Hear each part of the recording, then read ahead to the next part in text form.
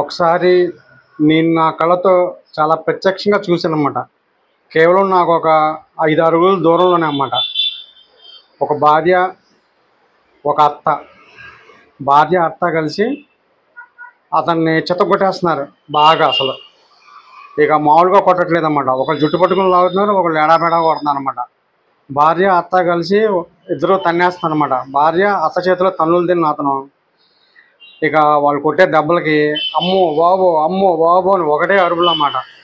ఇక వాళ్ళకి వీలున్నంతలో గబీ గబీ అని జుట్టు పీకేసి 4 పీకి కొట్టేశారన్నమాట. ఇక కొట్టేసేస్తే ఇక అతను ఎలాగో విదిలించుకొని నా ముందే వాళ్ళ ఇంట్లోంచి పారిపోయాడు బయటికి. పారిపోతే ఇక నేను చూసి ఆశ్చర్యపోయాను అన్నమాట. తర్వాత కొంతకాలానికి ఒకసారి నాతో గొడవ పెట్టుకున్నాడు. అది నేనేం సొంతగా అతనితో పెట్టుకోలేదు, అతనే కావాలని గొడవ పెట్టుకుని ఇక నాతో ఏమనేవాడంటే, నిన్ను చంపేస్తా, నేను పొడి చేస్తా, నేను అసలు ఏ రోజో చంపేసేవాడిని, అసలు నీ అంత చూస్తా అని అంటుంటాడు. నడి రోడ్లో నిలబడి అరుస్తూ ఉంటాడన్నమాట. నా సంగతి నీకు బాగా తెలియదు, అసలు నేను ఎప్పుడో వేసేసేవాడిని అంటుంటాడు.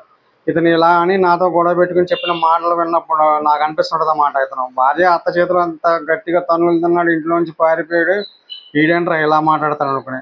ఇక పోనీలో ఇలాగే ఉంటుంది అనుకుంటా. అప్పుడప్పుడు బెల్లం కత్తి కూడా చూపిస్తుంటాడు. బెల్లం కత్తి కూడా చూపించి ఏదో బెదిరిస్తున్నట్టుగా అనమాట. నాకైతే నవ్వు వస్తుంటుంది అన్నమాట. ఇక ఇతన్ని ఎందుకు భారత సైన్యంలో చేర్చకూడదని కూడా నాకు అనిపిస్తుంటుంది అన్నమాట. ఇలాంటి చాలామంది పురుష పొంగువులు మన సమాజంలో మన చుట్టూ ఉన్నారన్నమాట. ఇలా ప్రగల్భాలు చూస్తుంటే వారెవ్వా అసలు ఇంకేమీ లేదు, అసలు ఇంత ధైర్యవంతులా అనిపిస్తుంటుంది అన్నమాట.